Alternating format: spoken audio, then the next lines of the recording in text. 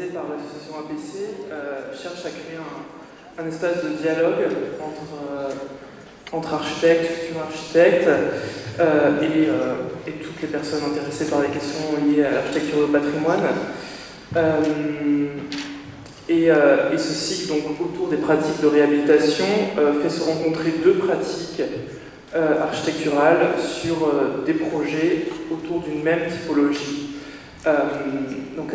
Comme Florence l'a dit, après avoir parlé des logements en 2023, puis des ENSA en 2024, nous abordons aujourd'hui la question de la réhabilitation des théâtres. Et donc pour illustrer cette question des théâtres, nous avons invité deux agences. Les architectes sont tous aguerris des lieux de spectacle puisqu'ils ont construit ou réhabilité plusieurs. Ils nous présentent aujourd'hui des projets récents de réhabilitation ou de transformation.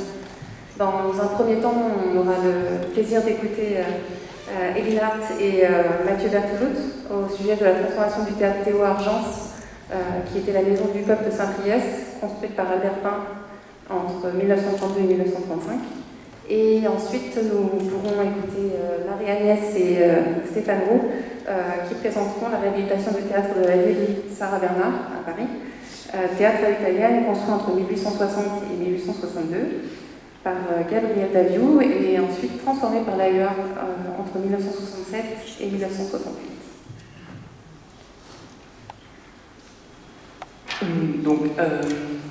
Je vais introduire notre premier intervenant, qui est l'atelier Art Berthelot. Après des expériences professionnelles variées à Porto, Paris et Lille, Hélène Hart et Mathieu Berthelot fondent leur agence en 2011. Les deux architectes installent leur agence à Lille, leur agence qualifie d'atelier d'architecture et de territoire. Ils mènent depuis 14 ans des projets dans le nord de la France, mais aussi dans l'ensemble de l'Hexagone et en Belgique. Leur pratique professionnelle est multiple. Elle touche à toutes les dimensions et toutes les échelles de l'architecture, de la maquette au territoire, du collage aux matériaux, des études au chantier, de la collaboration avec d'autres professionnels du domaine, bureaux d'études, artisans, compagnons, ou d'autres domaines, historiens, artistes, habitants, à l'enseignement. Au fil du temps, porté par une conscience environnementale et un désir de durabilité de la construction, l'atelier Art Berthelot a privilégié les projets de transformation de l'existant. Il s'agisse de réhabilitation, d'extension, de surélévation ou de réemploi, de patrimoine ancien ou de patrimoine récent. Cette attention portée au déjà là se retrouve dans leur pratique constructive comme enseignante. En effet, Hélène Hart et Mathieu Berthelot sont tous deux maîtres de conférence à l'École nationale supérieure d'architecture et de paysage de Lille, où ils dirigent chacun un atelier de projet portant sur la transformation de l'existant. Les projets de réhabilitation de l'atelier Art Berthelot sont nombreux et touchent à des programmes et typologies architecturales variées. Pour ne citer que quelques projets livrés, l'école du Louvre, les Halles Perret de Montataire transformées en conservatoire de musique, la halle de marché des Foix de Saint-Lô, ou encore le théâtre de Chalon-sur-Saône. Aujourd'hui, ils nous présentent leur projet livré en 2023 de transformation de la maison du peuple de Saint-Priest, un programme particulier des années 30, en théâtre Théo Argence. C'est la parole.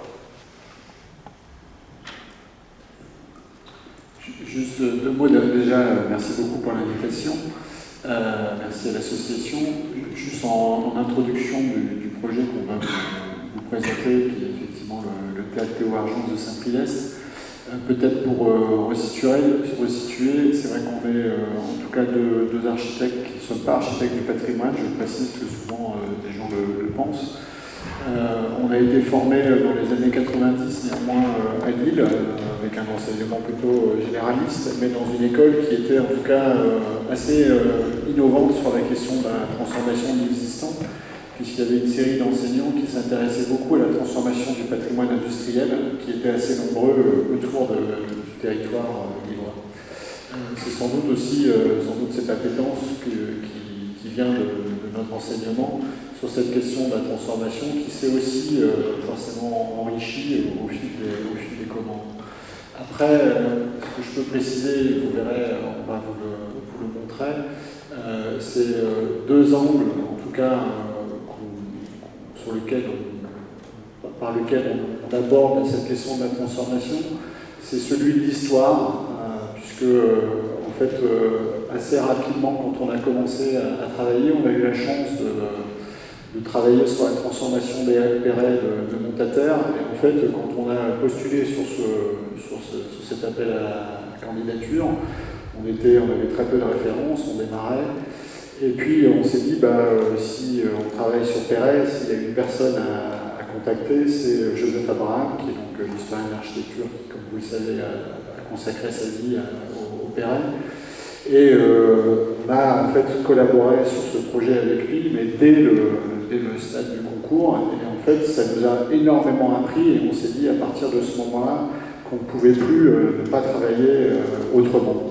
Et donc systématiquement, c'est vrai qu'en amont de beaucoup de projets, même parfois sur des projets neufs, c'est vrai qu'on aime se constituer des équipes en s'approchant d'historiens, parce que c'est un tel apport dans la façon de penser le projet, et qui va même au-delà de la façon de penser le projet, que l'on le fait systématiquement. Et vous verrez comment on a notamment mené ce travail ici sur Théo Argence avec Richard Klein, que vous connaissez sans doute, qui est un historien de l'architecture moderne assez intéressant. Et puis le deuxième angle, et vous verrez, c'est la question du chantier, qui est en tout cas quelque chose qui nous tient beaucoup à cœur. Et cette question du chantier, et qu'on lie aussi souvent à la question du programme, puisqu'on a souvent tendance à essayer de tordre les bâtiments existants pour faire rentrer le programme, et nous on est en tout cas convaincus que c'est plutôt l'inverse qu'il faut faire. Et souvent on arrive à faire cela par le chantier. Je passe la parole. Merci Oscar et merci Stéphanie pour cette introduction de notre travail. Moi j'ai cette petite phrase ici pour dire tout simplement qu'on démarre partagé. On enseigne aussi Mathieu et moi, et donc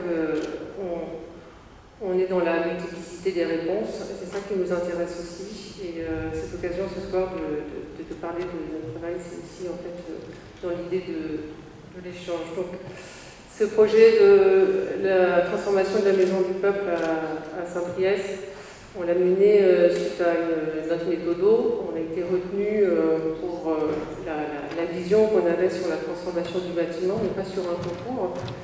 Et là, sur le plan masse, on voit que la particularité en fait, de son implantation, c'est ce vis-à-vis avec le château, qui est barré là par cet ensemble de logements qui est beaucoup plus tardif. Donc le point de départ en fait, de ce bâtiment, c'était ce vis-à-vis avec le château médiéval, qui est l'unique bâtiment classé de Saint-Priest. Saint-Priest est une ville qui est située à l'est de Lyon, qui a, là on le voit assez clairement sur cette carte postale, qui est divisée d'un côté par ce qu'on appelle le village, donc la partie plus ancienne, cet axe de la rue Jean Jaurès majeur qui mène de manière assez monumentale au château, et puis suite à la Seconde Guerre mondiale, la reconstruction avec la construction de barres de logements qui s'étendent jusqu'au nouvel hôtel de ville construit dans la même période tardive. Et donc ici, la Maison du Peuple, on l'a dit, c'est l'architecte Albert Pin, construit entre les années 30 et les années 35, dans une figure plutôt monumentale et art déco, avec cette façade qui est donc la façade principale, la façade est, qui est orientée vers le château, et donc qui figurait dans un ensemble plutôt de parcs et de jardins. Vous voyez ici la particularité de la Maison du Peuple, c'est ce péristyle sur la façade qui est orientée sud, à l'époque de la construction sur un jardin. Et donc, dans le cadre de la transformation de cette Maison du Peuple, qui était déjà devenue un théâtre, le programme demandait à ce que ce péristyle devienne un café-restaurant orienté vers le nouveau parvis. Suite à la transformation avec le temps du parc en grande esplanade qui accueille le marché et le parking. Ce péristyle est attaché à la mémoire des Saint-Prieudes. On le voit ici, il y a cette relation-là qui est dans la mémoire des gens. Donc on a très vite compris qu'il allait être difficile de transformer cette partie de l'édifice. Bien que grâce aux recherches que l'on a pu mener avec Richard Klein, on s'est aperçu très rapidement aussi que c'était un élément qui avait été rajouté au dernier moment sur le bâtiment, qu'il n'avait pas de connexion directe et intérieure en termes de flux avec la maison du peuple, et qu'il était plutôt là en fait pour créer un lien avec la future place. Ici, on a le travail en maquette qui se met en place à travers la volumétrie, comment se rattacher en fait à cet ensemble qui est le plus emblématique de la maison du peuple, donc ce volume orienté à l'est. Et donc là, en axonométrie, comment on est intervenu au niveau justement de la transformation du péristyle, avec ce choix de s'avancer sur la place, aussi pour d'une certaine manière gagner du terrain et rajouter une pièce en plus qui est ce patio jardin qui crée le vide entre le bâtiment d'origine et l'extension. C'était aussi face à ce constat qu'il était très difficile de transformer la forme du péristyle en un élément construit. Donc c'est vrai que c'est passé dans la démolition. Et il a fallu trouver un moyen, et vous verrez par la suite, de réinterpréter le péristyle dans notre projet. Le plan du rez-de-chaussée, avec la version avant et les parties en démolition et la partie neuve en bleu, des extensions et des transformations intérieures. Les parties en noir, donc ce sont les voiles béton existants, donc qui sont constitués de béton cyclopéen.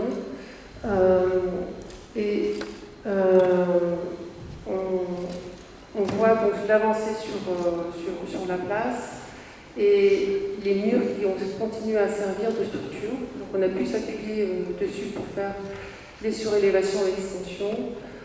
À l'ouest, avec la création d'une scène et arrière-scène aux normes. La création d'une nouvelle salle au centre que l'on voit, les deux ailes latérales qui sont conservées et transformées en loge et en bureau, et la partie du foyer avec l'escalier existant qui a été démoli pour revenir à un état d'origine qui était celui de la maison du peuple. Donc notre souhait dans cette partie-là était de faire le maximum pour conserver le bâtiment en ligne. On le voit ici avec la coupe et la démolition d'escalier en haut en rouge, qui est remplacée par le vide, cette double hauteur qui existait à l'origine. Et puis, dans les éléments conservés, la structure de l'ancien gradin que l'on a cherché à révéler, puisque dans notre esprit de transformation, l'idée était de travailler avec les bétons existants, de les sabler, de les rendre apparents et de se servir en fait de cette manière de révéler pour clarifier notre propos entre l'existant et la partie neuve. Ce qu'on voit aussi, c'est qu'on a créé un espace qui n'était pas demandé au programme, un espace capable supplémentaire qu'on a appelé l'espace de jeu modulable et qui vient se loger sous le gradin. J'essaie de trouver le point lumineux, mais sous le gradin. Qu'on voit ici donc sur la maquette, qui est une maquette courte transversale qui montre donc le gradin de l'espace de jeu modulable qui se loge sous le gradin existant. Et la vue ici sur la partie du foyer devant l'entrée et qui, sous la mezzanine, se glisse vers l'espace de jeu modulable. La phase chantier, on est en démolition, en grosse démolition, mais on voit que les murs existants de la grande salle sont conservés, ils vont servir d'appui à la nouvelle charpente couverture du bâtiment, tandis qu'on construit en sous-œuvre la partie technique sous la scène, que vous voyez là en forme des plans en béton. Ici, les échafaudages qui servent à construire le cadre de scène, qui est en fait la limite entre la partie existante et la partie neuve, qui gère le joint de dilatation assez important, puisqu'on est en zone sismique 3, donc on a un classement assez défavorable, ce qui explique aussi le choix du béton pour la construction de la structure et de ses fondations. Et là, très vite, dans la partie chantier, on s'est trouvé face à du bocurage, à la démolition, à des situations comme celle-ci qui nous ont mis vraiment dans cette relation entre le neuf et l'existant, et l'idée qu'il fallait pousser un peu plus loin le curseur du faire avec et d'essayer de trouver des moyens de conserver ce genre de situation assez poétique. Par exemple, cet escalier qui est un des seuls escaliers, c'est le seul escalier d'époque qui était conservé lorsque l'on a réalisé les travaux. Et donc on a décidé par tous les moyens de le conserver. On voit aussi au fond les essais qu'on a fait de sablage sur les murs de sécage d'escalier. Donc un bel escalier balancé. Un poteau ici qu'on a aussi cherché à conserver en l'état, qui est un petit peu la somme de toutes les interventions qui ont eu lieu dans ce bâtiment, de la maison du peuple à la maison de la culture, en passant par une salle des fêtes, un cinéma. Et donc des couches et des couches, aussi des interventions pour réparer, et l'idée que cet élément-là serait conservé en l'état comme un peu la mémoire en fait, des divers projets. D'autres endroits où on a dû scier, et là on a les bétons apparents qui sont laissés en état, qui montrent leur structure d'origine. Le sablage des bétons intérieurs, pour d'une certaine manière révéler ces structures et les rendre visibles. Et là, on est dans cette relation de la structure métallique. Donc, on a une gamme de matériaux structurels qui sont assez différents, mais qui en même temps répondent en fait à un besoin très particulier là, qui est à un certain endroit chercher aussi une forme de légèreté, de facilité constructive. Sur ce dernier niveau, on a des surélévations qui sont venues se poser sur les ailes latérales et qu'on a réalisées en ossature bois. Donc on a une gamme de matériaux assez révélatrice de la complexité en fait, de la transformation. Donc on voit cette charpente métallique qui repose donc sur les murs existants porteurs. Et là, les ouvrages en sous-œuvre pour le renforcement donc, des structures. Pour démontrer en fait qu'on n'aggrave pas la tenue,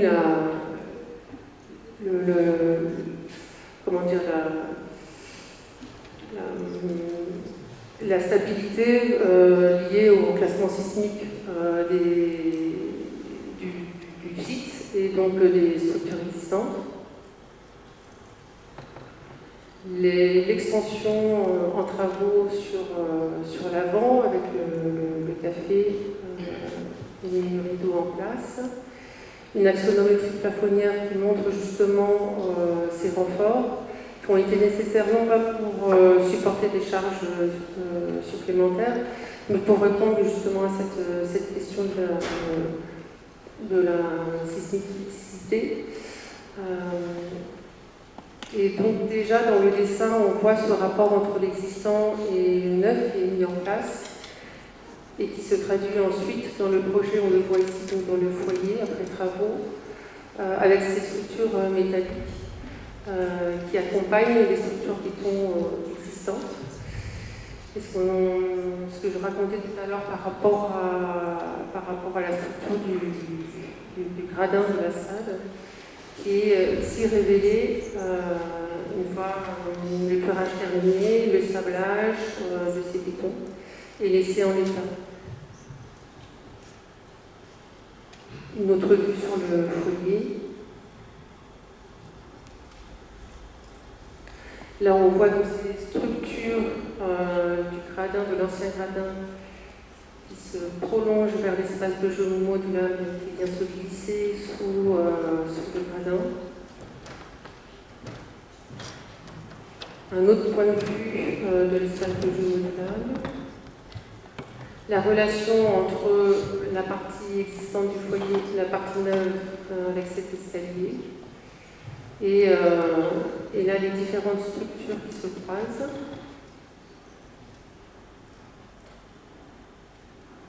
La méthanine sur le foyer, donc avec ces bétons sablés apparents qui sont d'une certaine manière, selon nous, mis en valeur avec le rapport aux matériaux mis en place. Donc on est là dans la grande salle, le projet est terminé, vous avez les parements en bois qui permettent de traiter l'acoustique.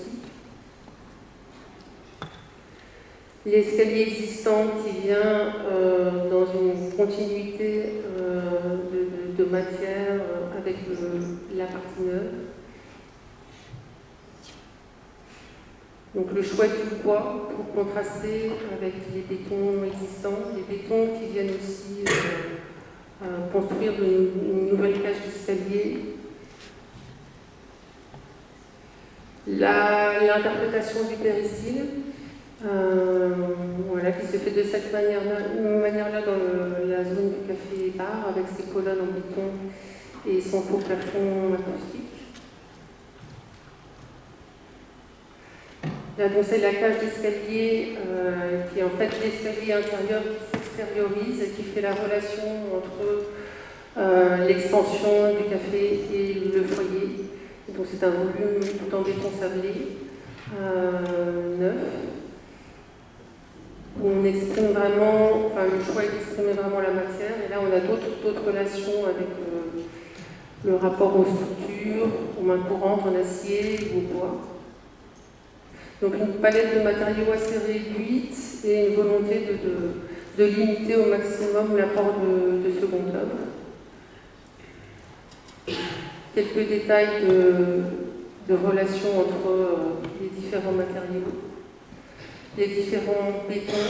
Donc ici à gauche, c'est le béton existant qui était extérieur, donc sur la façade arrière de la maison du peuple, qui a été sablé et qui se trouve maintenant dans une des circulations qui mène à la petite salle.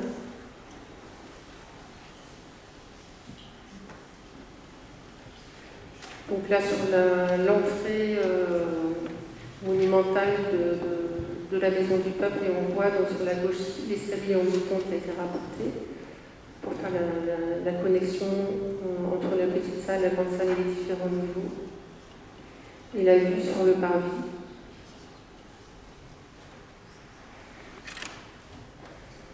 Et pour finir, le patio, cet entre-deux végétalisé.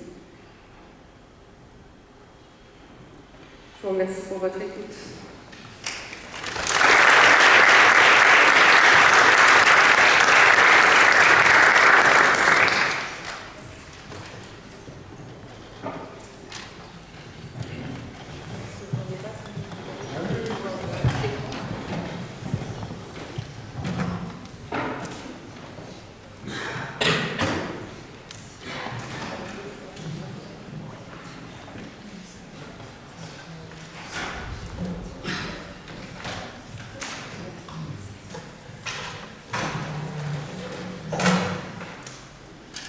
Merci déjà pour cette première présentation. On va enchaîner avec la présentation de Marie-Alice Blanc et Stéphane Roux.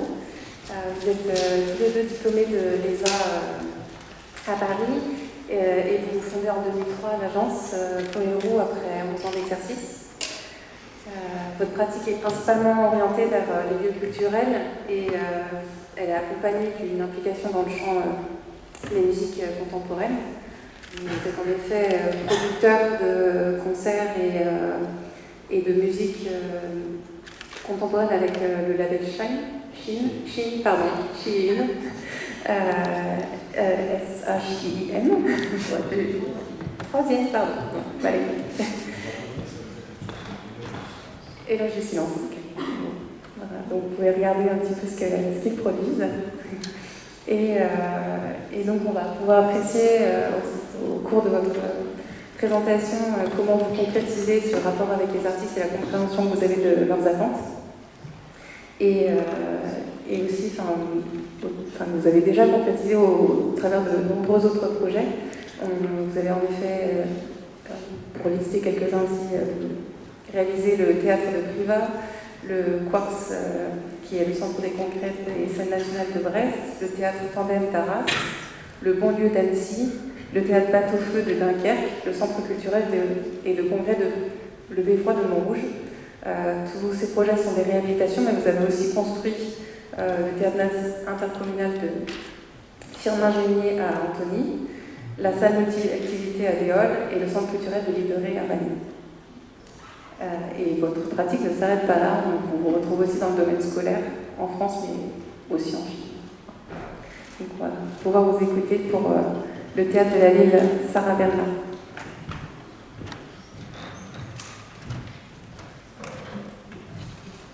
Bonsoir. Merci de nous accueillir dans ce magnifique auditorium. C'est un vrai plaisir pour nous de vous présenter un peu la façon dont on pratique notre métier et la façon dont on se perçoit. Ce qui est vraiment intéressant ce soir, je trouve, c'est que c'est des parcours très différents.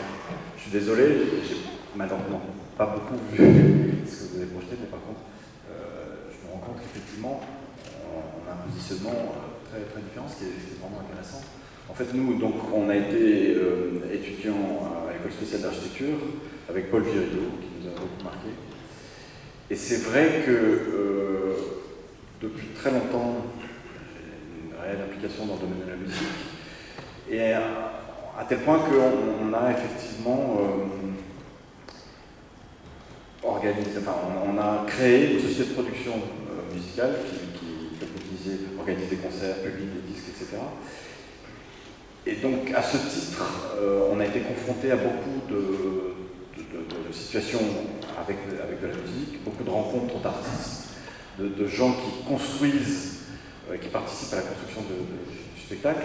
Et c'est cet angle qui nous intéressait vraiment, c'est de savoir finalement comment est-ce que l'architecture peut concrétiser, en rassemblant dans un même espace un public et des artistes, mais comment l'architecture peut concrétiser ce moment tout à fait magique qui est le moment du spectacle.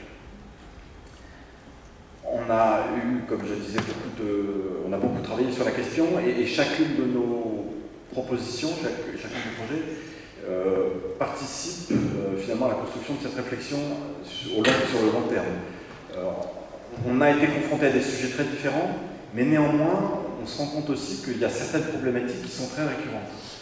Alors, la question du volume monumental du lieu de spectacle dans la ville est une question qui nous taraude depuis longtemps, car elle est difficile à adresser, si je puis dire.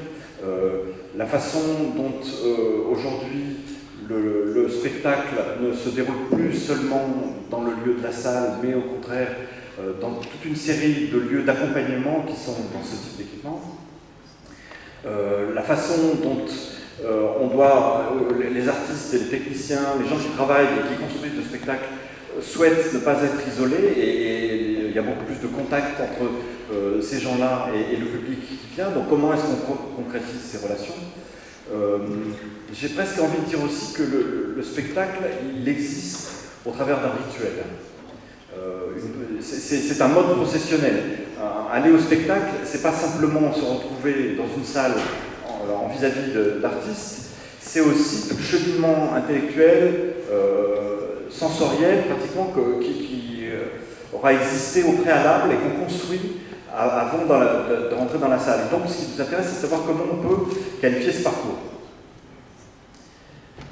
La question de la rénovation des salles de spectacle est une question très prégnante. Aujourd'hui, on est dans un pays où on est très très bien équipé en salles de spectacle depuis de nombreuses années. Donc, la question de savoir si on doit construire à nouveau, surtout dans des temps qui sont difficiles, c'est une question qui se pose. Et une des réponses, c'est effectivement de pouvoir non plus envisager quelque chose de neuf depuis le début, mais de pouvoir réutiliser des structures et voir comment on peut leur donner un nouveau sens, une nouvelle fonctionnalité. Donc aujourd'hui, la rénovation, elle est nécessaire pour des tas de raisons différentes, mais on se rend compte en tout cas, et ça on a pu l'expérimenter au travers des différentes opérations qu'on a pu faire, c'est que le public qui a utilisé ces salles, qui s'est imprégné, qui a créé une relation très forte avec le bâtiment et avec l'architecture, le public, il souhaite continuer cette relation. Et je pense que la rénovation participe directement à ce prolongement, à cette mise en continuité. Je pourrais parler du sujet pendant des heures, donc je vais venir plus directement au projet qui nous concerne, le Théâtre de la Ville à Paris.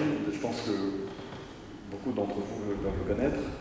Alors là aussi, on a été adjudicataire à l'issue d'une consultation qui n'était pas un concours, mais qui était un appel d'offres.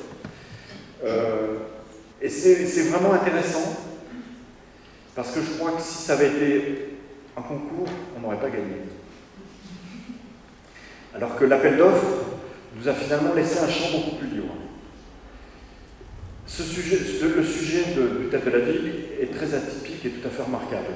C'est un bâtiment qui a été construit en 1862, comme ça a été dit par Gabriel Daviou, et qui, tout au fil de son existence, a eu des dénominations différentes, a eu des fonctionnalités différentes. C'est un lieu d'une richesse incroyable, où la contrainte et la constante, ça a été toujours d'être un lieu de découverte, de création,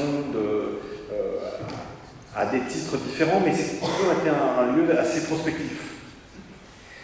Ce lieu, je ne l'ai pas dit, donc il a été construit en 1862 en vis-à-vis du théâtre du Châtelet, qui a été construit par le même architecte, donc à la même époque. Cette volonté finalement de contrôler l'espace public par des lieux culturels qui puissent rassembler la population. Ce qui est vraiment intéressant, c'est que ces deux théâtres sont nés comme des théâtres à l'italienne, donc un parterre, des balcons, des loges, un poulailler, une esthétique très définie. Le théâtre du Châtelet restait tout à fait dans son esthétique et sa fonctionnalité existante. Le théâtre de la Ville, par contre, après avoir été, je n'ai pas dit, mais effectivement été le théâtre de Sarah Bernard, c'était le théâtre, voilà. À un moment de son existence, les gens qui le dirigeaient, Jean Mercure en l'occurrence, se sont posé la question de la relation du public à la scène. Et ont fortement souhaité changer ce public, parce que véritablement, changer la relation. Ce qui est intéressant, c'est que, je ne sais pas tout de suite, mais il y a eu une volonté, effectivement, de casser ce modèle très hiérarchisé de la salle italienne, où effectivement, en fonction de ce qu'on est capable de payer, on peut avoir une qualité de siège, enfin de situation dans l'espace, qui est beaucoup plus qualitative. Oui. Il y a vraiment une hiérarchie en fait, des spectateurs dans l'espace. Et donc, la direction du théâtre à l'époque n'était pas satisfaite, et à juste titre, de cette situation, puisque le théâtre de la Ville était aussi donc, un théâtre à l'italienne. Et donc, il y a eu cette volonté de casser ce modèle et d'en créer un nouveau,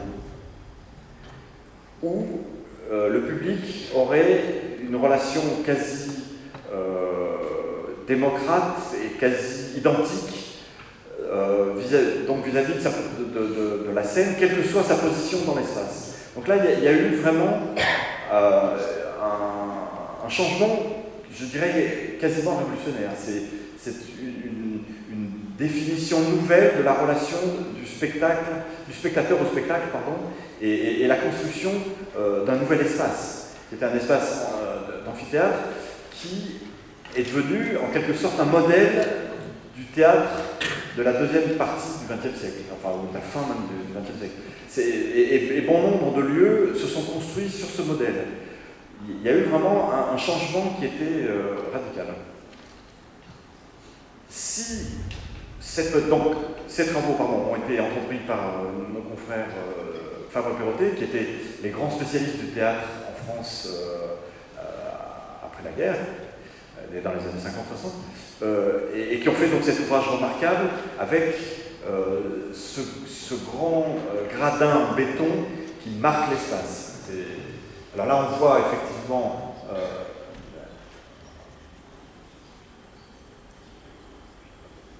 voilà.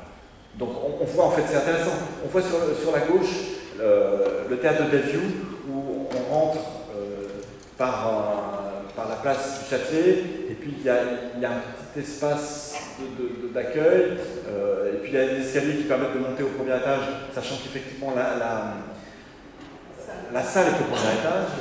Donc voilà, on a une architecture classique au service d'une relation classique au spectacle. On voit que le chantier de Fabre-Perrottet a été assez radical, puisque finalement, ils ont gardé le volume, ils ont gardé la boîte, l'enveloppe, mais par contre, à l'intérieur, ils ont tout cassé pour construire ce grand gradin qui est absolument majestueux et qui est une œuvre qu'on n'a pas, bien évidemment, qu'on n'a pas touchée. Mais alors, ce qui est intéressant, c'est que si le rapport de la salle au spectacle public était tout à fait remarquable, la relation du public au bâtiment, l'accueil du public, qui correspondait peut-être aux attentes de 1968, puisque donc ces travaux ont été réalisés en une année en 1968, l'accueil du public, il était assez... comment on dit En fait, il y avait une très grande distance qui était... il y avait une très grande distance qui était mise... leur façon de traiter le gradin très radicale a conduit ensuite à l'intérieur du théâtre à faire un hall qui était très partitionné et peu généreux. Il avait la caractéristique, en fait, c'est comme s'ils ignoraient complètement l'extérieur, c'est assez étonnant. La place sur laquelle ils étaient. Et pas simplement la place. On a l'impression qu'effectivement, il y a presque une négation de l'œuvre de Bellevue. C'est-à-dire que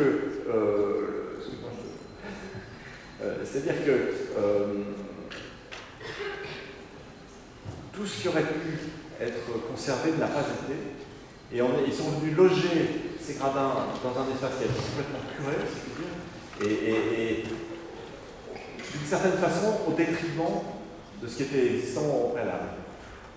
Il n'y a plus aucune liaison entre les niveaux du bâtiment de Davioud et les niveaux du bâtiment de Fabre-Perrottet, à part le niveau de la scène qui était un incontournable. Ce qui est intéressant sur cette coupe en rond, c'est qu'on voit qu'ils ont donc réaménagé le hall d'entrée, ils ont créé des espaces d'accueil avec un foyer, mais ce foyer, je ne sais pas si vous... mais il n'est pas du tout positionné, le foyer en partie haute, il n'est pas du tout connecté aux châssis qui sont existants.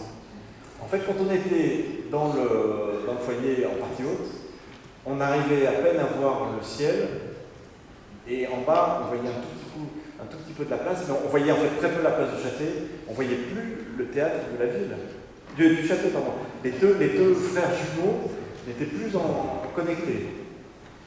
Donc nous, notre intervention, c'est vrai qu'on est allé au-delà de ce qui était envisagé par la ville de Paris, les programmistes qui sont là il y avait des transformations qui étaient prévues dans le hall, mais qui étaient assez succinctes. Et en fait, nous, dans notre intervention, on a souhaité, donc quand on rentrait dans le hall de Fabre-Perrottet, 2 escaliers latéraux conduisaient vers la salle, mais ils étaient à 5 mètres de distance de la façade, et donc ils partitionnaient complètement le hall.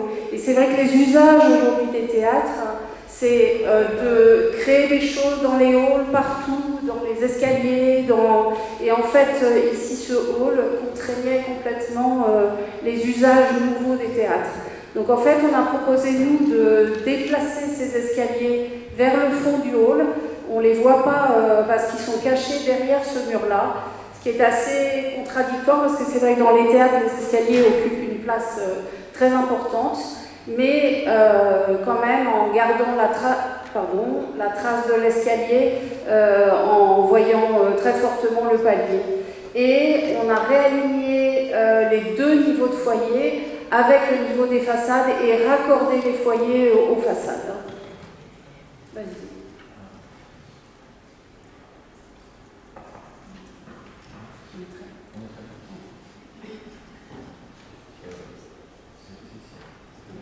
En fait, ce qu'on voit, c'est que le hall, oui, voilà, le hall d'entrée, c'était cet espace-là,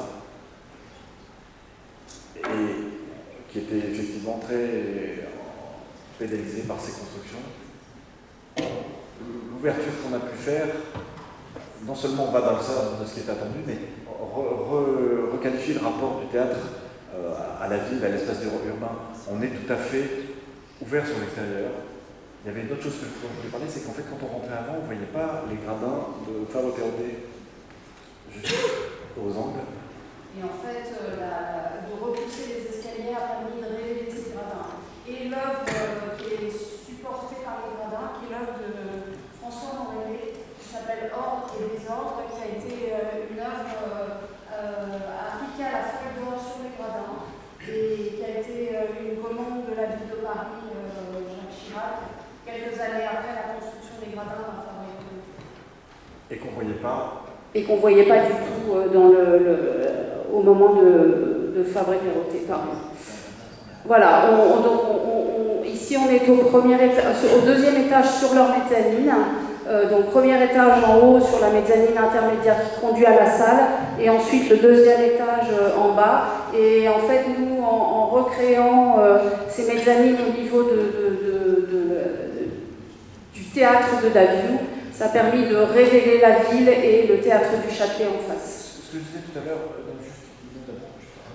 ce que je disais tout à l'heure par rapport à la façon dont le théâtre a été réinvesti, et indépendamment de sa structure, on voit que sur la gauche de l'image en bas, on voit que le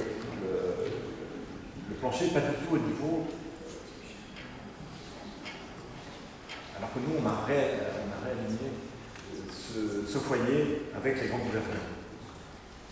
Donc on a fait un travail de reconnexion de l'œuvre de Fabre Perrotet avec celle de Daviou.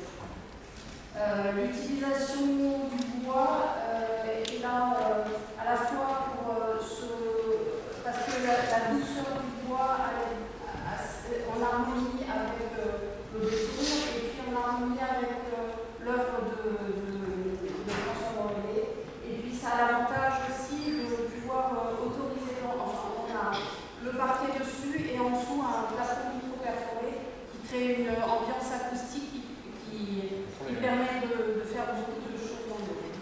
Et on a intégré de la scénographie. On voit donc à ces différents niveaux qu'il y a des espaces qui sont appropriables et appropriés par le théâtre pour faire des manifestations, pour faire des réceptions, pour faire des choses très différentes. Avec la scénographie qui a été intégrée et qui est autour de ça. On voit on voit les nombreux usages de l'espace. Voilà, les jeux de ping-pong, ils font des cours d'escrime, le public qui se réunit autour de choses qui se passent dans le hall, des conférences, des concerts. Et c'est intéressant là, les images de droite où on voit finalement le monde qui vient s'approprier complètement cet espace central du théâtre. Il y a vraiment une nouvelle relation du théâtre avec l'accueil du public. Une autre intervention importante a été dans la salle et sur la scène. La salle, en fait, au moment de Fabre Perrotet, il y a eu cette volonté avec Alio, qui était leur scénographe, de faire une salle assez technique qui puisse se transformer. Et en fait, on aperçoit les passerelles latérales ici, qui pouvaient en fait se resserrer. Techniquement, c'était très complexe, se resserrer pour recadrer différemment la scène. Ça a été assez peu utilisé parce que c'était très lourd comme concept. Et les panneaux acoustiques tels qu'ils étaient orientés n'était pas orienté de telle façon que le spectateur entendait de la même façon, quel que soit l'endroit, ce qui se passait sur scène.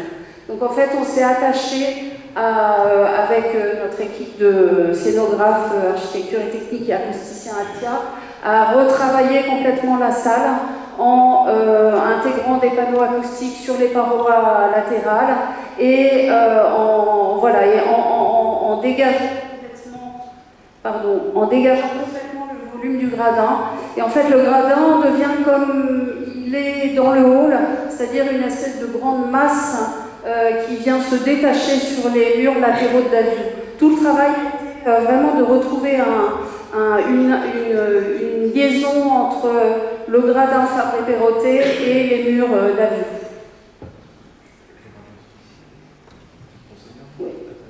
Donc côté cage de scène, le travail a été, au moment de Fabre-Perrottet, c'est pareil, il y avait une espèce d'énorme machinerie scénique, je ne sais pas, voilà, ici, où en fait les dessous qui sont cette partie-là et qui permettent à des acteurs d'apparaître sur scène par les dessous, était une machinerie qui utilisait plus de 6 mètres de haut sous la scène. Et le programme prévoyait très justement de rediviser cet espace pour limiter la hauteur des dessous et permettre en dessous de créer des ateliers et locaux de stockage qui manquaient furieusement au théâtre. Donc en fait, on a réduit la hauteur de la cage de scène, on l'a débarrassé aussi des tours pompiers qui sont inévitables pour monter jusqu'en haut et on a réussi à trouver autrement. On a fait une machinerie, ici la machinerie était complètement manuelle, c'est-à-dire que les techniciens de théâtre transportaient des pains de fonte pour permettre de monter et descendre des décors. Et ici la machinerie est devenue complètement informatisée et automatisée, ce qui permet d'enlever toute la pénibilité du travail pour les techniciens de spectacle. Enfin, la dernière chose qui était importante, c'est qu'il y a un proscénium mobile qui soit monte au niveau de la scène, soit descend au niveau de la salle pour augmenter la jauge de cette salle, et avec des gradins, coffres dans lesquels on peut ranger les fauteuils. Très rapidement, 2 autres salles étaient présentes dans le théâtre. La salle de la Coupole, qu'on nous a demandé en cours d'opération de rendre accessible au public, et pour une jauge de 130 personnes. Donc cette salle, en fait, au moment de Fabre-Perrottet, était une salle de répétition qui avait l'avantage d'avoir exactement la même largeur que la cage de scène, et donc de pouvoir répéter dans une configuration qui était celle de la scène. Et puis une petite salle qui était localisée, elle, au sous-sol, sous le hall, et qu'on a déplacé, nous, vers la place du Châtelet, parce que nos escaliers ont été déplacés dans le fond du hall. On a proposé au moment de l'opération de l'approfondir, mais cette solution n'a pas été retenue par le maître d'ouvrage. Ce qui est vraiment intéressant dans ce projet, c'est qu'on a essayé d'utiliser la totalité des mètres carrés qui étaient disponibles et qui n'étaient pas forcément optimisés, ça c'est la première chose. On a modifié fortement le rapport entre les différents acteurs du lieu, et on l'a sur le... Et on aperçoit là une intervention qui était assez importante, qui était, en fait, avant notre arrivée, il y avait les acteurs d'un côté et le public d'un autre. Et en fait, on a créé un grand décloisonnement entre les deux pour que quelque part ils puissent se retrouver dans les espaces du hall. Il y a eu un gros enjeu technique. On a mis là 2 images qui sont le métro qui passe tout autour du théâtre et qui était une contrainte qu'on a pu malheureusement, on n'a pas pu se débarrasser au niveau du son dans la salle. Et puis on voit les plans de synthèse qui sont, pour rénover un théâtre, on a un gros travail de passage de réseau. Et voilà, une assimilation entre un réseau souterrain et un réseau dans le théâtre. Et enfin, le théâtre aujourd'hui investit la place des théâtres. Le directeur du théâtre de la ville, Emmanuel de Marcimota, a comme mission d'étendre ce qui est fait dans le théâtre sur la place du Châtelet. Et le théâtre est complètement réinscrit dans l'espace urbain. On aperçoit là une vue depuis les toilettes du théâtre de la ville au 3e étage et ensuite depuis le 1er étage des foyers sur la place du Châtelet. Voilà, un théâtre inscrit dans l'espace urbain. Oui, juste dernier mot, c'est ce qui nous satisfait vraiment, c'est de voir que non seulement aujourd'hui ce lieu fonctionne, mais qu'il a complètement optimisé, il a complètement étendu sa mission et sa capacité d'accueil. Et ça, c'est vraiment formidable.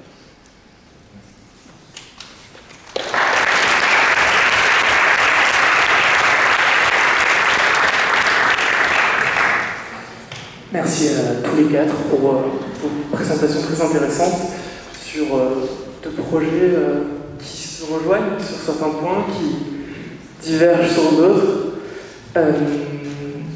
On a désormais un peu de temps pour échanger avec ces deux agences autour de ces deux projets, mais aussi de leur pratique en général. Est-ce qu'il y a des questions dans la salle ?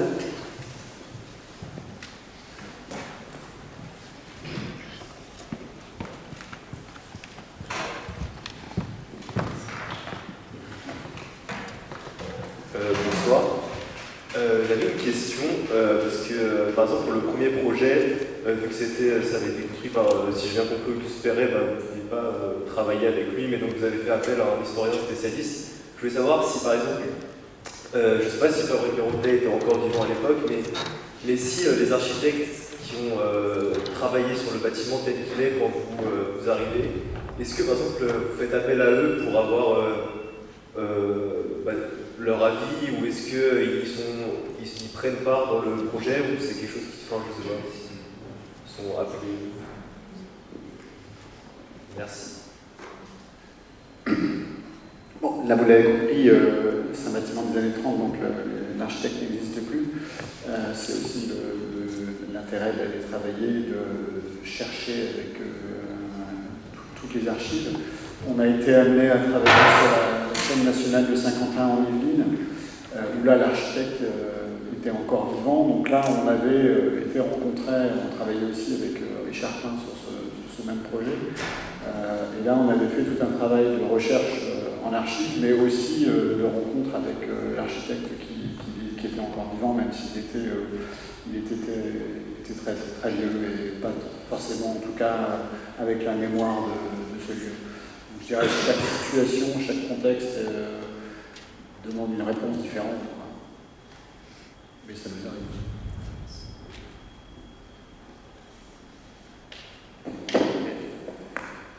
Quant à nous, ça a été plus difficile. En fait, Fabrice Perrotet était toujours avec nous quand on a fait ce projet. Et dès le début de notre travail, on a souhaité les rencontrer pour leur montrer dans quelle direction on allait. Il faut dire qu'initialement, juste un mot, mais dans le programme, il n'était pas question de toucher le hall. Il était question de le réaménager, mais il fallait garder les escaliers existants. On avait un contexte qui était très fermé. Mais nous, il nous semblait que ce n'était pas possible de conserver une fonctionnalité aussi bridée qu'elle était. Et donc on a proposé, ce qu'on a montré, de casser ces escaliers, de reconstruire un hall complet. Et donc, au mois de janvier 2016, on a présenté nos projets à Fabrice Perrotet, et qui ont été totalement opposés, qui ont été radicalement contre nous, en disant qu'on dénaturait leur œuvre, alors que je crois que quand on voit les photos, on peut constater que les gradins qui n'étaient pas très visibles initialement, aujourd'hui le sont complètement. Voilà. Mais en tout cas, on a eu beaucoup d'opposition, ça a été très difficile. Alors on était désolés parce que pour nous, c'était des gens très importants, des gens qui ont été capables justement de faire évoluer l'architecture.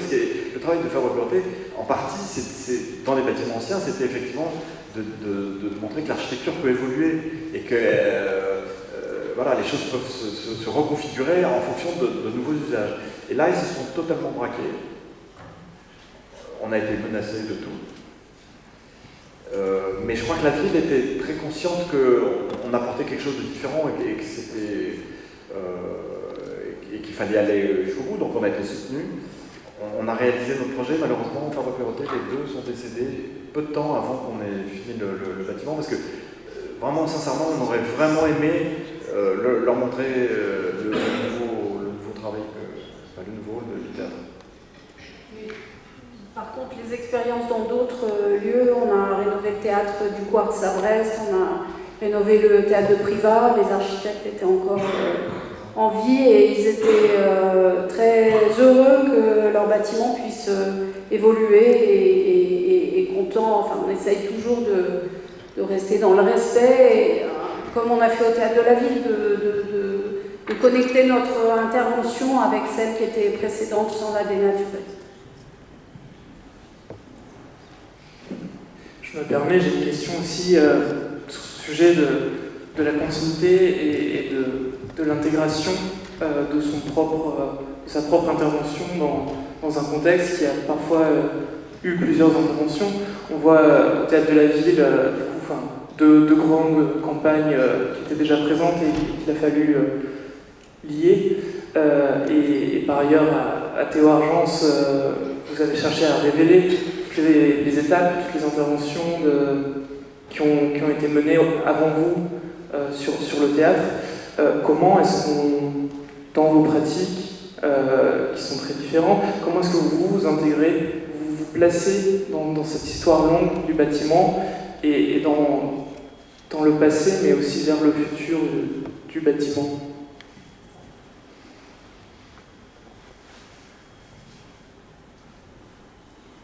Je sais pas, moi je répondrais en disant que, en tout cas dans l'expression des projets que l'on mène, on chasse toujours cette question de la forme et qu'on essaye de mettre en place des projets qui peuvent anticiper d'une certaine manière la transformation future.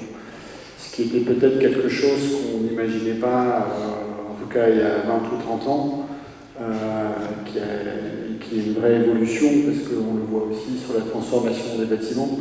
C'est sûr que c'est beaucoup plus flexible de transformer certains types de bâtiments. Et voilà, j'évoquais la question des bâtiments industriels par lesquels on a été d'abord confrontés, qui sont des bâtiments qui ont cette flexibilité que d'autres n'ont pas.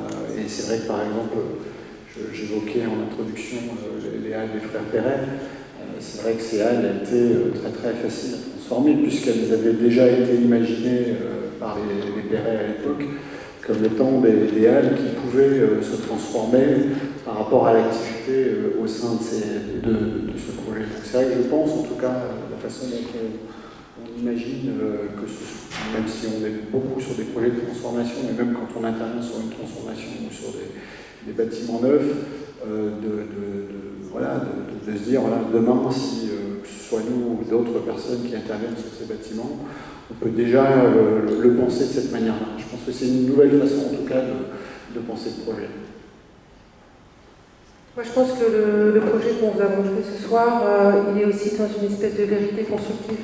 En tout cas, c'est un peu comme ça que je l'ai expliqué, moi, à travers des phénomènes de construction et de contraintes constructives, qui nous ont amené à un moment à employer tel matériau, et la volonté que ces structures qui sont appliquées soient visibles et qu'elles montrent en fait, voilà, cette relation, elle est là.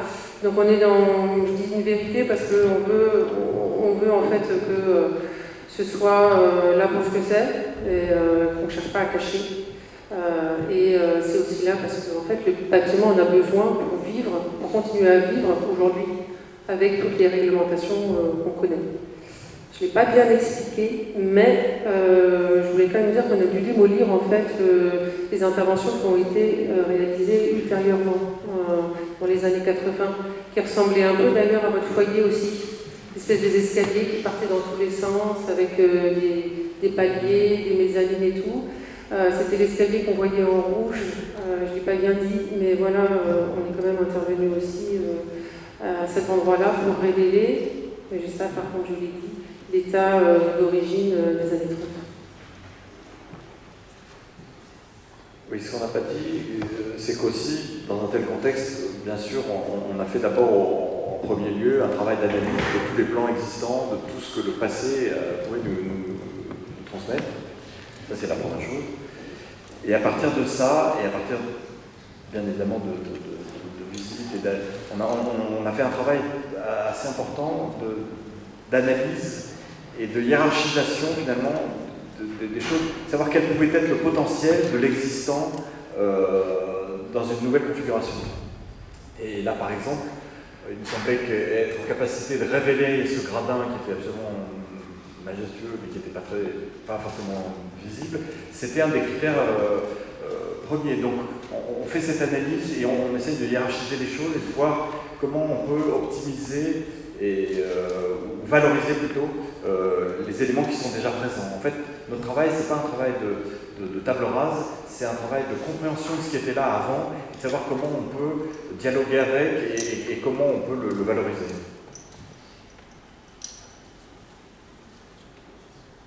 Est-ce qu'il y a d'autres questions? Je peux parler fort. J'avais une question à propos du péristyle que vous avez dû démolir. Il y a maintenant, vous en avez parlé, vous aviez l'air de dire que c'était une infrastructure assez importante pour la Maison du Peuple et pour les habitants, et que on voyait beaucoup dans les images d'archives.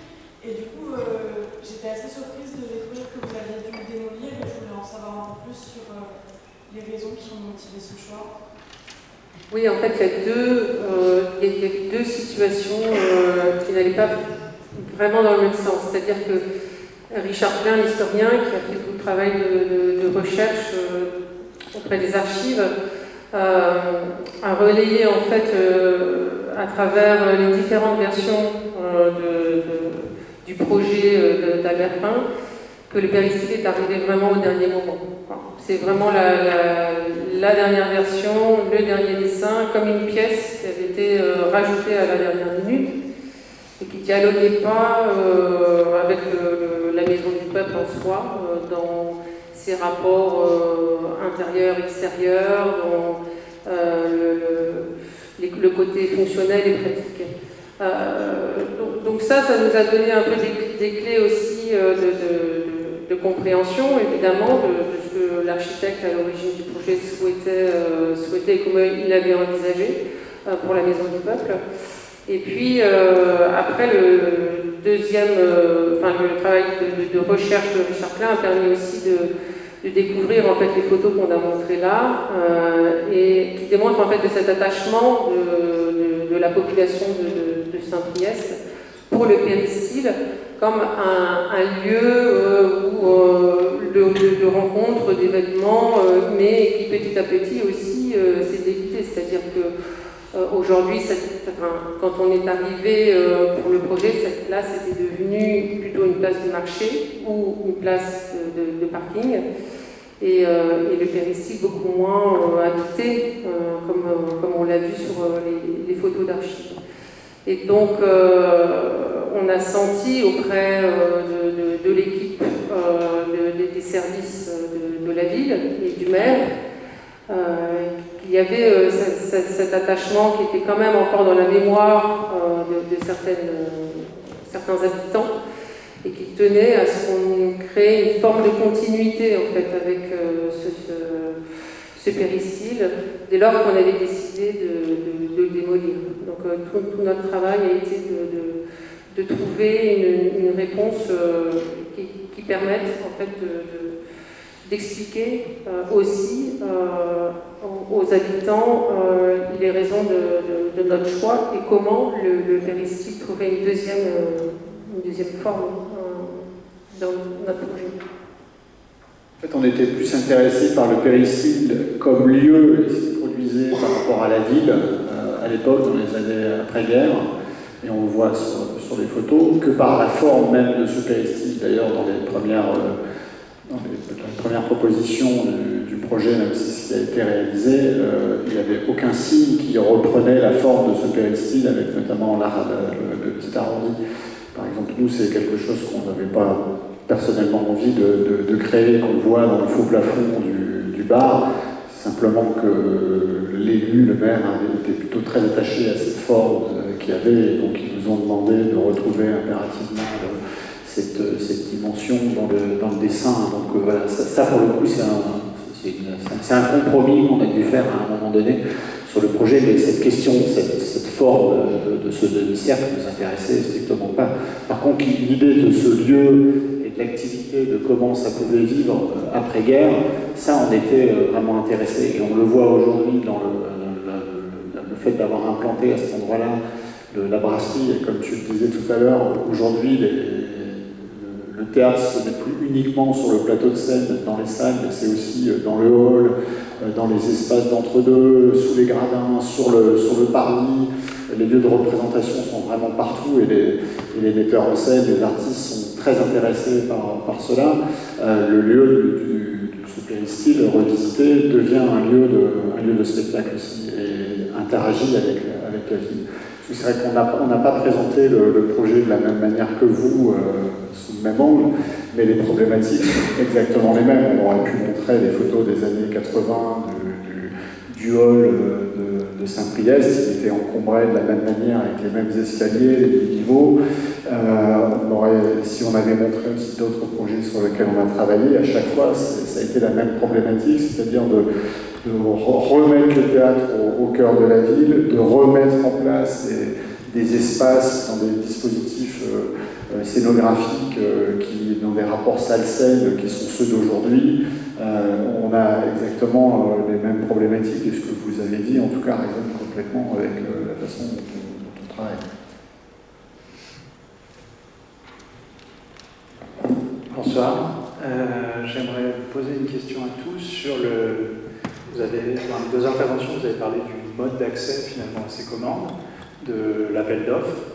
Est-ce que vous pourriez nous donner un peu votre vision de ce que permet l'appel d'offres, que ne permettrait pas par exemple le concours d'architecture, et les qualités finalement, qu'a permis ce mode d'accès pour vos deux projets? Ouais, je peux parler. En tout cas, nous, ce que nous a permis l'appel d'offres, c'était effectivement de pouvoir faire des propositions par étapes. Si on avait fait un concours, on aurait cassé les escaliers et on aurait perdu. Donc là, il y a eu un cheminement qu'on a fait. On avait vraiment des convictions très fortes. On pensait que c'était vraiment ça. Il fallait dégager les escaliers, il fallait pousser pour pouvoir dégager un espace libre. Voilà.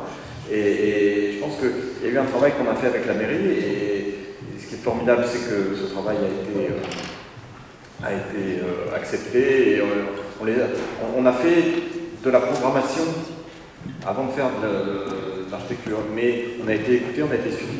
C'est vrai que le problème du concours, c'est que c'est une proposition qui est figée, qui est unique. Voilà, donc c'est à la fin, ça peut être dans certains cas très bien.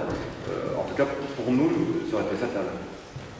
Mais par contre, on a quand même développé l'idée première qui était celle du programme de ne pas toucher aux escaliers et montrer les limites de ce que ça avait. Comme ça permettait au maître d'ouvrage d'avoir une comparaison et de se projeter entre un projet ou l'autre. Et c'est ce qui les a conduits à choisir finalement le projet où on repoussait les escaliers.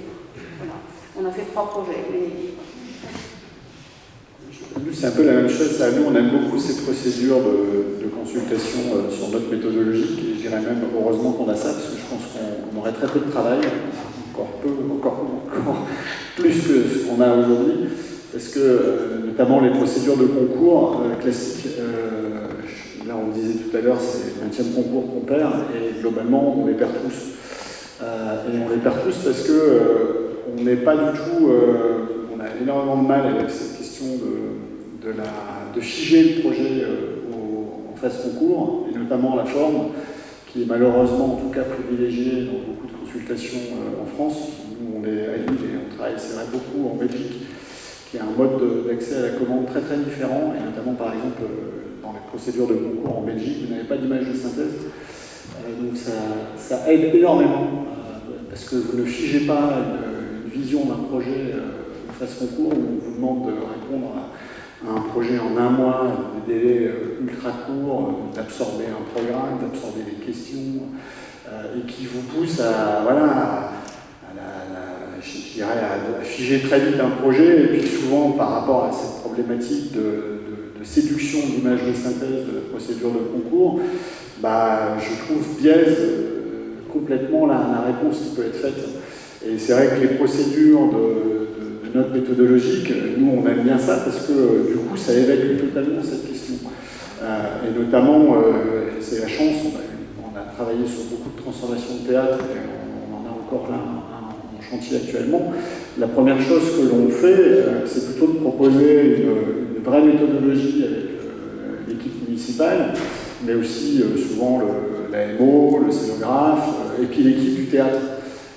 Je prends le premier théâtre sur lequel on a travaillé, c'était Chalon-sur-Saône, scène nationale de Chalon-sur-Saône, et la première chose qu'on avait suggéré à la MOA, on n'a pas réussi à le faire à Saint-Priest parce qu'il y avait une dissociation très forte entre les utilisateurs, et c'est une bêtise, entre les utilisateurs et la collectivité. À Chalon-sur-Saône, on a travaillé main dans la main, et avant de décider le moindre trait, on avait rencontré tout le monde, c'est-à-dire l'ouvreuse dans la salle, la technicienne qui était chargée de nettoyer le hall, le pompier, le menuisier, l'ingénieur du son, la personne responsable de l'éclairage, les artistes, des comités de spectateurs. Et c'est à partir de ce travail de rencontre qu'on a fait avec l'ensemble de ces acteurs, c'est-à-dire les acteurs, le spectateur et puis les techniciens, puisque tu l'as un peu cité tout à l'heure, les techniciens dans un théâtre, c'est quelque chose de très très important, parce que sans eux, la machine ne marche pas, parce que c'est des bâtiments, on ne s'en rend pas compte quand on va au spectacle, mais c'est des lieux ultra techniques, avec des gens qui travaillent dans des horaires de fou, la journée, la nuit, dans des conditions très difficiles, dans le noir, où ils lèvent des charges très lourdes, avec des projecteurs, avec des décors. Et donc, c'est aussi des gens qu'il faut écouter, qu'il faut comprendre pour pouvoir travailler. Tous les projets sur lesquels vous avez travaillé comme on travaille, qui consistent aussi souvent à des restructurations de cages de scène et toute la partie dispositif scénographique. Ce sont des choses qui sont avant tout, qui ne sont pas visibles, mais qui sont le cœur d'un théâtre. Et si vous ne réussissez pas ça, le théâtre ne peut pas fonctionner. Donc c'est vrai que ce type de procédure permet de rencontrer et de faire vraiment un travail collectif, d'intelligence collective avec tous les acteurs qui ont déjà travaillé avant vous quand vous arrivez et que vous êtes retenus, c'est-à-dire le maître d'ouvrage qui lance la commande, l'AMO qui l'accompagne, souvent des bureaux d'études aussi qui accompagnent la commande, et puis après c'est aussi un casting d'entreprise qui prolonge l'aventure jusqu'au bout. Et si vous n'avez pas tous ces maillons, c'est très difficile. Et c'est vrai que la procédure classique de concours, on saute en fait ces étapes-là. Donc nous on aime vraiment beaucoup ce type de procédure. Ouais, je voudrais quand même rajouter que sur ce projet-là, le fait qu'il n'y ait pas de concours, qu'il n'y ait pas de projet, ça nous a quand même amené à faire 3 projets finalement. C'est-à-dire qu'il ne faut pas l'oublier, ça donne quand même des libertés aux donneurs d'ordre de nous demander de travailler 3 fois pour pouvoir après nous écouter et puis librement prendre des décisions. Ce que tu as dit, c'est tout à fait juste. Ce métier, c'est un métier de communication, d'échange, de partage, de compréhension. Et quand on a des procédures qui nous empêchent complètement d'aller au cœur des problématiques et de comprendre de quoi on parle, on passe à côté. Donc je pense que c'est la difficulté du concours, c'est on se fait plaisir parce qu'on fait un projet, on fait une belle image, mais on est jugé juste sur cette image-là, et tout ce qui se passe autour, tout ce qu'on a pu envisager, tout ce à quoi on a pensé, n'est pas forcément transmissible. Donc c'est vrai que c'est des choix difficiles. Enfin, le choix du maître d'ouvrage pour une solution, c'est des choses qui ne sont pas riches, pas complètes, c'est juste une vision. Bonsoir. Je suis enseignant de vidéo dans cette école, je ne suis pas architecte, mais je me permets de rappeler la mémoire de cet escalier qui a été supprimé donc, au Théâtre de la Ville. Alors, je me permets cette petite introduction personnelle. J'ai été spectateur de ce théâtre à partir de la fin des années 80. j'ai rencontré mon mari au pied de cet escalier.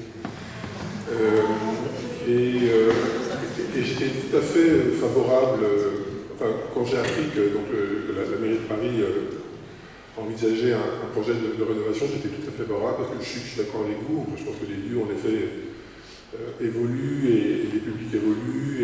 Et à certains endroits, d'ailleurs, je trouve que votre travail est très satisfaisant, notamment dans cette idée aussi d'offrir une sorte de nouvelle scène à l'entrée de ce théâtre. Et tout ce travail que vous avez fait aussi d'ouverture vous l'avez évoqué, mais tout ce travail d'ouverture de fenêtres, vous ne l'avez pas tout à fait dit, mais vous avez même dégagé une série de fenêtres qui étaient occultées, etc. Tout ça, je trouve ça très, très, très beau. Mais je vais quand même défendre un peu cet escalier qui me manque, et rappeler aussi en fait, et de revoir les photos, pour moi c'est un moment assez quasiment de nostalgie, parce que je pense que ces architectes qui avaient conçu ce théâtre avaient aussi pensé à cet escalier comme un écho de ce qu'est un escalier de théâtre, comme celui de l'Opéra de Paris ou le théâtre à l'italienne, c'est-à-dire un lieu de rencontre, un lieu de circulation, mais aussi un lieu de spectacle.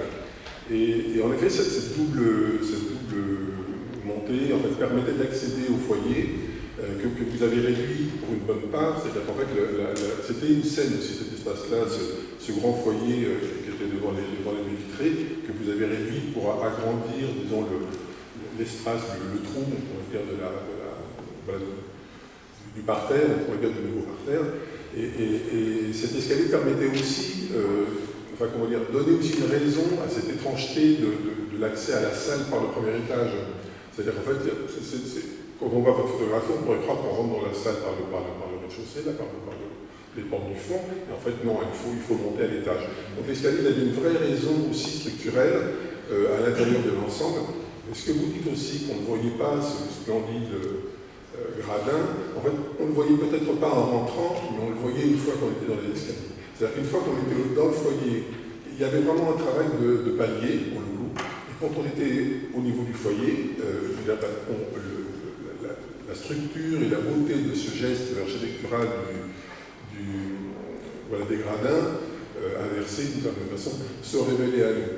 Donc, voilà, et là je vais être un petit peu dur avec vous, mais que vous l'avez remplacé par des escaliers qui sont vraiment impossibles. Voilà. Ces deux escaliers qui montent à l'arrière, là, qui sont des escaliers étroits, qui sont hyper moches. Produisent. Ils ne sont pas étroits, ils font exactement la même largeur que les escaliers de Fabre-Perrottet. Oui, enfin, et là, ils sont plus dans le... Et il y a eu une étude de flux, la ville de Paris dictée, pardon de vous défendre un peu, mais la ville de Paris, lorsqu'on a fait notre projet, on a eu beaucoup d'obstacles, on va dire, dans notre parcours sur ce projet. Et en fait, la ville de Paris a fait faire une étude de flux par les gens qui ont étudié tous les flux des gares et qui a montré que les escaliers fonctionnaient et que le public se déplaçait très facilement. Voilà. Je ne remets pas en cause le fait que l'architecture de Fabre-Perrottet était l'architecture d'une époque et d'un fonctionnement d'un théâtre. D'ailleurs, quand on a parlé avec... pardon, je te passerai la parole après, mais quand on a parlé avec Fabre-Perrottet, et qu'on leur expliquait pourquoi on repoussait les escaliers, pourquoi il y avait besoin d'un espace dans une agora pour faire d'autres choses dans le hall. Eux, ils disaient mais ça, c'est pas ça un théâtre. Et pour eux, un théâtre, c'était justement des escaliers et aller vers la salle. C'était ça, le théâtre. Mais aujourd'hui, c'est pas le théâtre du XXIe siècle. Alors, je vais donner la parole à votre collègue, je ne veux pas du tout vous prêter la parole, mais peut-être que c'est le même flux, peut-être que c'est la même épaisseur, la même largeur, sauf qu'évidemment, quand on montait l'escalier, on montait dans un hall. Et maintenant, on ne monte pas dans un hall, on monte dans un couloir. Alors, c'est plus subtil que ça, quand même. C'est plus subtil. Alors d'abord, la première chose, je vous encourage, si vous avez la possibilité, un jour d'aborder ce sujet avec Emmanuel de Marcimotta, le directeur du théâtre. Il considérait qu'effectivement, l'escalier, c'est un élément structurant de l'architecture des théâtres dans les siècles précédents, mais il dit, je crois, à juste titre, mais qu'aujourd'hui, la problématique n'est pas la même, qu'on n'est plus là pour avoir le regard qu'on peut retrouver à l'opéra, voilà. Donc il y a déjà une problématique, une organisation qui est différente. Après, là où je vous trouve peut-être un peu dur avec nous, c'est que les escaliers sont très sobres, mais par contre, ce qui ne l'est pas, c'est le parcours. Ce qui est vraiment intéressant dans ce qu'on a proposé, je ne suis pas objectif, d'accord, mais je le dis quand même, c'est qu'effectivement, on rentre dans ce hall et on découvre ces gradins. Et après, quand on prend les escaliers, on remonte sur le palier intermédiaire qu'on voit là. Et là, vous avez un regard sur l'entrée. Vous surplombez quand même le hall d'accueil, l'entrée. Vous avez une transparence sur la place. Tout ça, ça n'existait pas avant. Donc, c'est autre chose. Je comprends tout à fait. Vous savez, nous, ce qui est assez étonnant, c'est qu'on a été spectateurs du théâtre de la ville pendant des années. Et jamais de notre vie, on n'aurait pensé une seule seconde qu'on allait être en charge de sa rénovation. Et effectivement, on a pratiqué ces escaliers, raide quand même, hein, existant raide, mais on a pratiqué ces escaliers pendant de nombreuses années, on a adoré venir là. C'est vrai que quand même, si on est objectif, on se rappelle que quand il y avait un spectacle, il y avait plus de monde qui attendait devant le bâtiment que dans le hall, parce qu'il n'y avait pas beaucoup de place, que les marches d'escalier qui commandaient les entrées étaient très discriminantes. Enfin, je pourrais continuer. Donc, je pense qu'effectivement, dans chaque solution, il y a des qualités et puis il y a certainement des défauts. En tout cas, nous, on pense que donner un espace libre comme ça qui permette aux artistes, qui permettent d'être appropriés, ça donne une autre dimension. En plus, ce qui est intéressant, je suis toujours pas objectif, c'est que les mezzanines qui surplombent ce grand espace central permettent aussi d'avoir une vision sur l'activité qui se passe. Il faut que vous alliez voir des spectacles qui se passent juste dans le hall, et c'est assez frappant. Donc, oui, on ne peut pas tout garder, on ne peut pas tout avoir. Je conçois tout à fait, je comprends très bien ce que vous dites. Et moi aussi, je suis assez nostalgique. Donc, mais là, je pense quand même que c'est autre chose. On a proposé autre chose et que c'est peut-être plus en phase avec ce qui est attendu aujourd'hui. Ce que disait Marianne tout à l'heure, dans les discussions qu'on a eues avec Fernand Perrotet, visiblement, il nous disait, mais l'accueil, c'est comme on l'a fait, on n'accueille pas différemment. Je pense que justement, aujourd'hui, on n'accueille plus de la même façon. Mais merci en tout cas pour votre format. On a encore deux questions ici, et après on sera mis dehors par la et on n'achète plus son ticket au théâtre à la billetterie. Maintenant, on achète son téléphone sur Internet. Et par exemple, les billetteries dans le théâtre n'ont quasiment plus d'exister. C'est vrai qu'il y a quand même toute une évolution dans ce type de programme. Bonsoir. À juste titre, vous parlez de l'évolution des usages dans le monde du théâtre. C'est vrai que c'est un des enjeux majeurs de la réhabilitation aujourd'hui, adapter les usages d'hier à aujourd'hui. Et c'est vrai que s'appuyer sur une équipe technique, par exemple d'un lieu existant, ça permet de satisfaire tout de suite les usages d'aujourd'hui. Et quel est votre point de vue quant à l'anticipation des usages de demain pour rendre ces espaces capables pour le prochain siècle? Parce que notamment avec le théâtre, on construit des bâtiments pour les 50 ans à venir. C'est super important. C'est vraiment important de comprendre qu'on ne construit pas pour 3 ans, 5 ans, mais que plutôt 30, voire 50. Le théâtre de la ville, on l'a rénové 50 ans après qu'il a été déjà modifié. Donc je pense qu'il faut... C'est certainement très difficile, mais je pense que les gens qui vivent ces lieux sont très en mesure de donner des indications. Nous, on a eu beaucoup de discussions avec le directeur du théâtre donc de la ville, et lui, il a une vision très forte de la façon dont les choses peuvent se penser, comment on peut aménager les espaces. Voilà. Donc je pense que, un, c'est indispensable de voir plus loin, et deux, il faut trouver effectivement les bons interlocuteurs, mais je pense que les gens qui exploitent les lieux sont, à ce titre-là, assez visionnaires. Oui, alors moi je dirais modularité, dans tous les sens du terme. En tout cas, ça c'était une donnée d'entrée pour le projet. Et après, en effet, un travail très poussé avec le directeur technique. Et puis avec notre bureau d'études cénotechniques également, pour amener, voilà, surtout que nous, on a reconfiguré complètement scène, arrière-scène, proscénium, salle, grille technique, et donc dans ces conditions, on fait appel à des experts, et là, on avait un directeur technique qui était très compétent et très volontaire aussi dans l'accompagnement. Voilà, donc ça s'est fait vraiment à plusieurs mains, et les enjeux sont tels qu'il faut réussir. Et après, je dirais, c'est aussi avoir des interventions les plus mesurées possibles, quoi. C'est-à-dire, à la fois, des fois, ça peut être vu comme un frein, mais nous, on est plutôt souvent confrontés à des projets dans des économies ultra serrées. Et je pense que c'est une bonne chose, en fait, parce que ça vous oblige à aller à l'essentiel et à avoir des interventions vraiment les plus...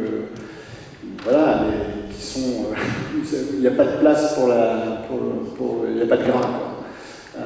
Et ça, je trouve que c'est vraiment important. Là, sur Saint-Priest, c'était pas possible, mais même souvent, quand on intervient, on essaye même d'intervenir avec des interventions qui sont le plus réversibles possible, qui peuvent même se démonter à terme. Et d'ailleurs, souvent, nous, ce qu'on fait sur les projets quand on intervient dans les existants, c'est presque uniquement enlever les couches qui ont été apportées d'ailleurs sur le hall, qui est ici, qui est la partie la conservée, la plus importante du projet, puisque vous l'avez vu sur la cage de scène, on a dû démonter comme Perrottet au Théâtre de la Ville l'ensemble de ce qui était à l'intérieur. Sur le hall, en fait, on est finalement très peu intervenu, on est surtout intervenu en démontant, un peu comme vous l'avez fait aussi à Paris, en enlevant les escaliers qui obstruaient totalement le volume de ce hall. Donc souvent on enlève plus les couches qu'on en rajoute. Ce qu'il y a d'assez juste aussi, pour répondre à cette question, au Théâtre de la Ville, il y a eu un gros travail de récupération de matériaux. Par exemple, les fameux escaliers ont été récupérés. Dans la cage de scène, il y a eu beaucoup de choses de récupérer pour être utilisées dans d'autres théâtres. Les fauteuils, et donc on se dit quelque part que même si les usages évoluent, qu'on est le plus sobre possible dans ce qu'on fait et en même temps assez technique. Par exemple dans le hall, il y a eu un gros travail sur la scénographie pour rendre possible plein d'usages différents.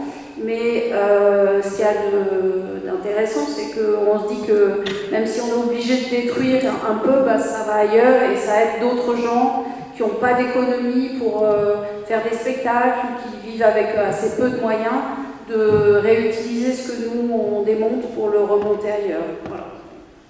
Je ne sais pas si ça répond à la question. Bonsoir. Lors de mes études à l'école de l'architecture, et plus précisément les cours de patrimoine, on nous a enseigné plusieurs principes de travail avec l'existant. Et un de ces principes était l'importance de créer par des éléments architecturaux subtils la possibilité d'identifier clairement l'œuvre initiale de l'œuvre nouvelle, le projet de réhabilitation. Même si l'architecture nouvelle vient en quelque sorte en continuité avec l'architecture ancienne, il est tout de même important de différencier l'ancien du neuf. Dans le travail présenté par l'atelier HBAT, on voit bien que l'utilisation de la structure en acier ou alors le choix des matériaux comme le bois permettent de venir en contraste avec la structure en béton de la maison du peuple. Et à la différence du coup du travail présenté par l'atelier HBAT, dans votre opération, plus précisément le théâtre de la ville, en fait il y a deux interventions. Il y a le projet initial, ensuite le projet de rénovation du XXe siècle, et puis votre projet qui vient en troisième ligne. De ce fait, je voulais juste savoir si vous allez, à part bien évidemment mettre en valeur les gradins en béton, est-ce que vous étiez guidé par quelques principes qui permettent de mettre clairement un moyen d'identifier le neuf de l'ancien et même de l'ancien initial qui est l'œuvre de l'architecte?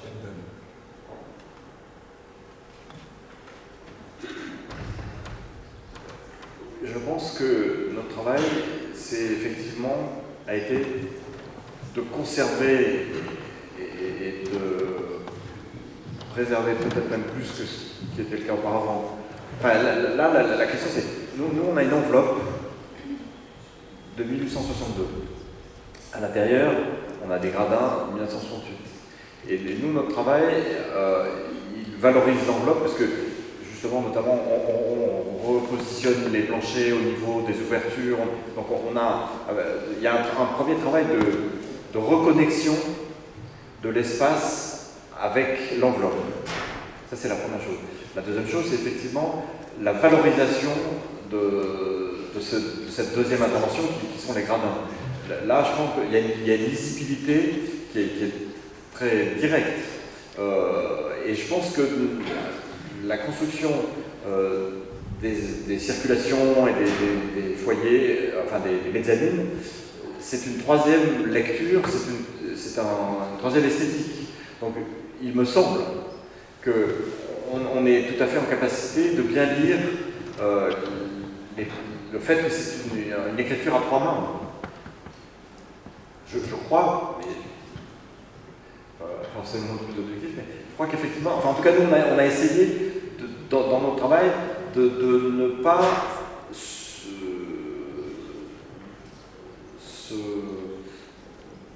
ne pas dissimuler les travaux précédents et ne pas les cacher en étant dans la même esthétique. On aurait pu par exemple avoir des mezzanines avec des garde-corps et un habillage en béton. Et donc là, il y aurait eu effectivement une confusion, il y aurait une difficulté de lisibilité entre les différentes interventions.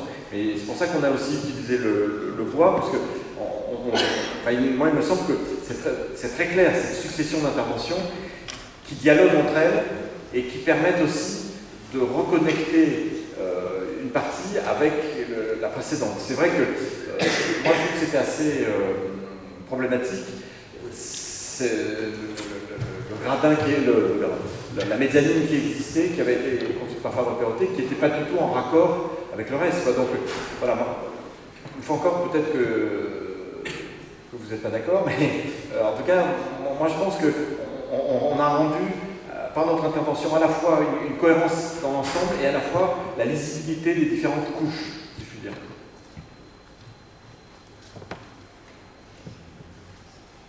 Merci. Encore une fois, merci à tous les quatre d'être venus partager avec nous vos pratiques.